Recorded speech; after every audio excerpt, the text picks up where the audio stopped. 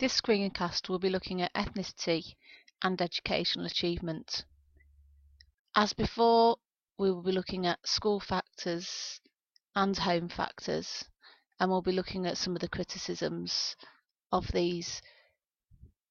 Please remember past explanations that link to gender and class can also be used here and can also be used in evaluation. So see this unit as holistic. Don't just think about the explanations that are particularly focused on ethnicity.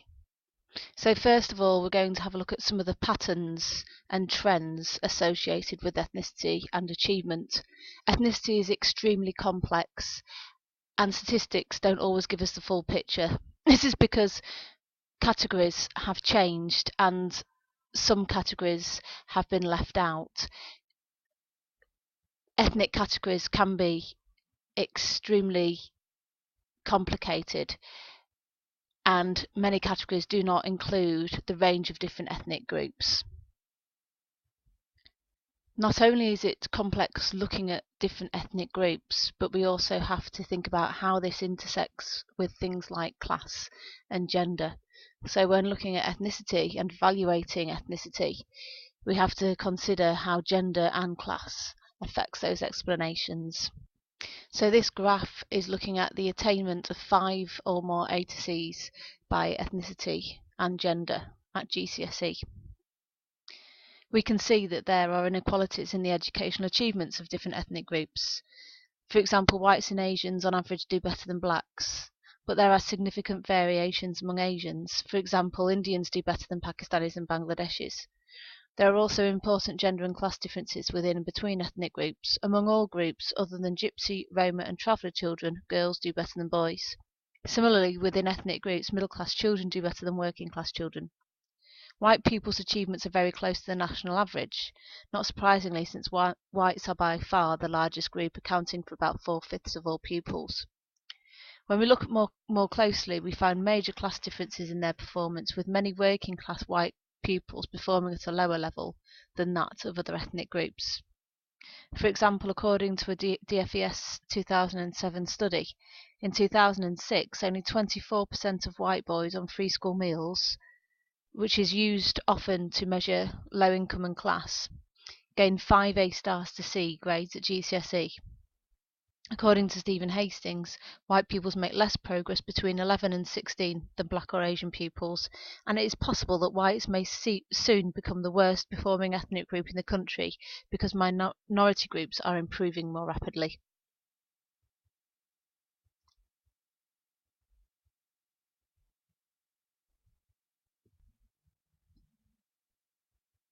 The next table shows the percentage of 18-year-olds from various ethnic groups with one or more A or AS levels or equivalent level 3 qualifications.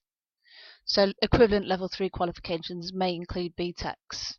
So it doesn't actually give us the whole picture. The time period covered is too short to identify a clear trend, and in some cases the minority ethnic group samples are too small to reach firm conclusions.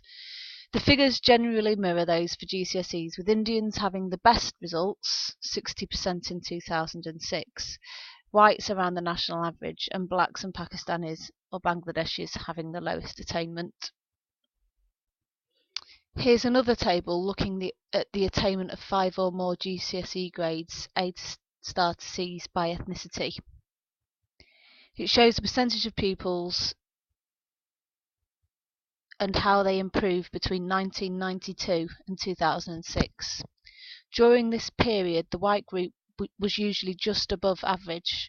Of the groups listed, Indian pupils had the highest results in 2006 at 72%. However, as shown in figure 10.3, Chinese pupils had the best GCSE results in 2000.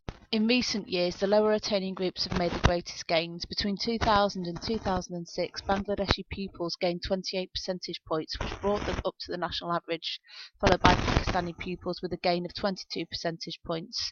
The attainment levels of the black group has remained consistently low, particularly that of African Caribbean boys. However, in recent years, their GCSE results have improved at a faster rate than the national average. So statistics are increasingly showing that there's a clear issue for the white population, in particular white working class boys.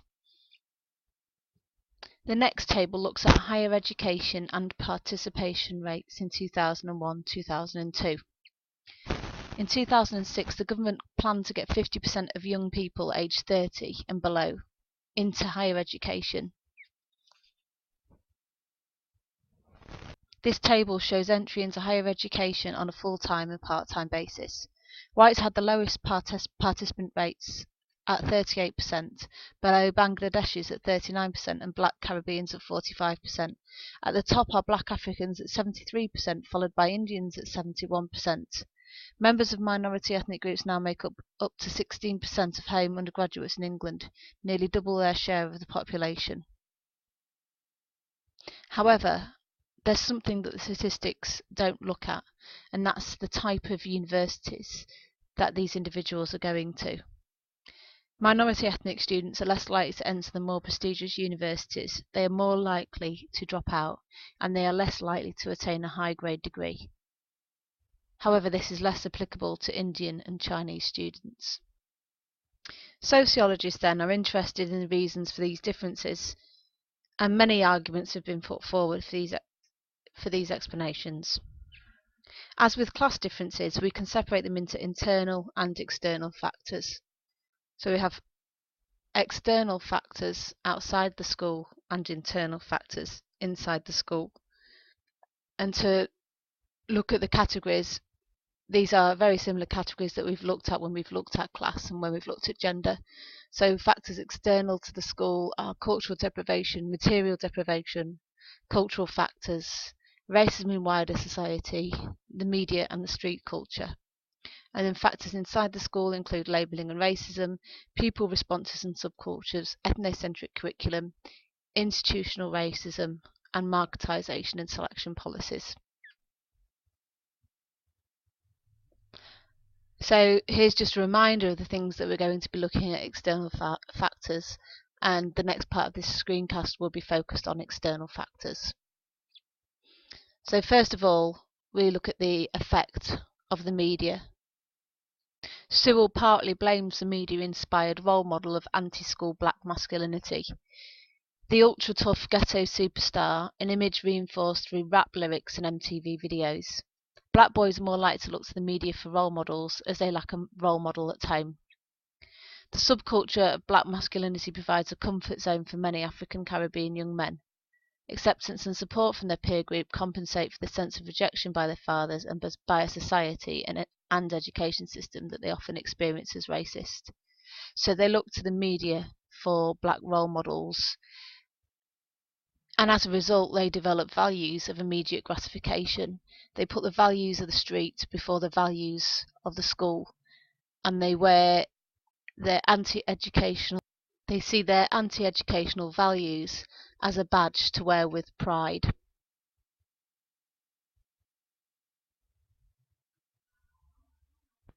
As with explanations of class differences and achievements, cultural deprivation theory sees the underachievement of some ethnic groups as a result of inadequate socialisation in the home.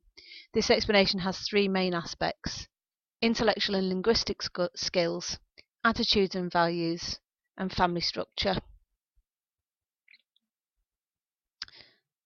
Cultural deprivation theorists see the lack of intellectual and linguistic skills as a major cause of underachievement for minority ethnic children. They argue that many children from low-income black families lack intellectual stimulation and enriching experiences. This leaves them poorly equipped for school because they have not been able to develop reasoning and problem-solving skills. Burita and Engelman consider the language spoken by low-income black American families as inadequate for an educational success. They see it as ungrammatical, disjointed, and incapable of expressing abstract ideas. Likewise, Gordon Bowker identifies the lack of standard English as a major barrier to progress in education and integration into wider society.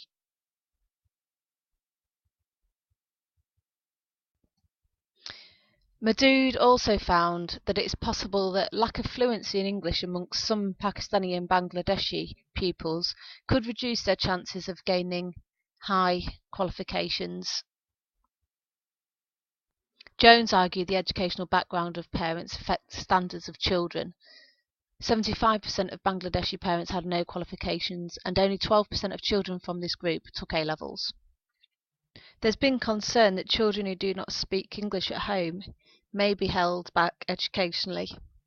However, the Swan report found that language was not a major factor in underachievement. David Gilbourne and Heidi Safia Mirza note that Indian pupils do very well, despite not having English as their home language.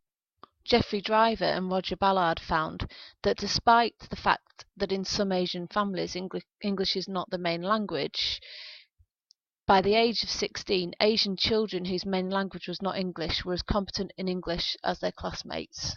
So in fact, language has little impact in achievement. The next part of cultural deprivation we'll be looking at is attitudes and values. I've already explained Sewell's study. Part of Sewell's study is that Black Caribbean boys take on the gangster role models depicted in the media. However, Sewell also argues that Black Afro-Caribbean boys have lower values. They value immediate gratification over deferred gratification. And Sewell argues that this comes from a range of different areas: the peer group, the home, and racism in education. Peer group pressure is key in shaping ethnic identity, and it's based around being hyper male and gangster. But because they don't have a father figure, they seek status amongst their peer group, and this compensates for their lack of father figure. This affects their educational achievement, as part of their image is about rejecting education. So they want the immediate gratification of street culture, and they don't want to achieve in education. As explained before, they see their educational underachievement as a badge of honour to wear with pride. Cultural deprivation theorists see lack of motivation as a major cause of the failure of many black children. Most of the children are socialised into the mainstream culture, which instills ambition, competitiveness, and a willingness to make the sacrifices necessary to achieve long-term goals. This equips them for success in education.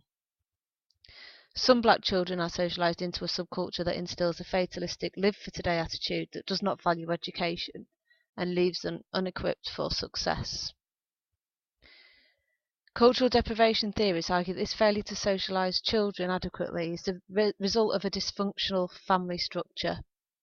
For example, Daniel Moynihan argues that because many black children are headed by a lone mother, their children are deprived of adequate care because she has to struggle financially in the absence of a male breadwinner.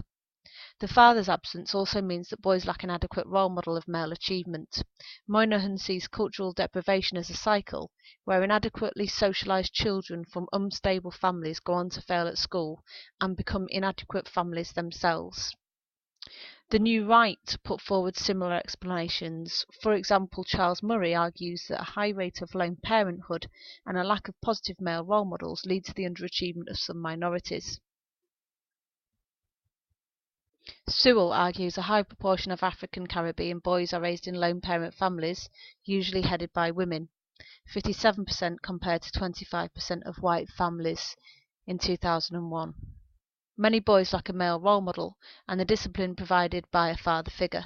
This also makes them more vulnerable to peer group pressure, which leads to the values that we talked about earlier of immediate gratification. Scruton sees the low achievement levels of some ethnic minorities as resulting from a failure to embrace mainstream British culture. That is, he believes that assimilation is what would make people more equal in educational achievement. Some sociologists see the Asian family as an obstacle to success, despite the high levels of achievement of some Asian minorities. For example, Verity Khan describes Asian families as stress-ridden, bound by tradition, and with a controlling attitude towards children, especially girls. Similarly, Abbott and Wallace argues that Asian families hold girls back. Muslim girls appear to have more limited career aspirations than other groups. Middle-class Afro-Caribbean Chinese, and non-Muslim Asian girls all aspire to gain secure employment combined with marriage, whereas Muslim Asian women tend to become unemployed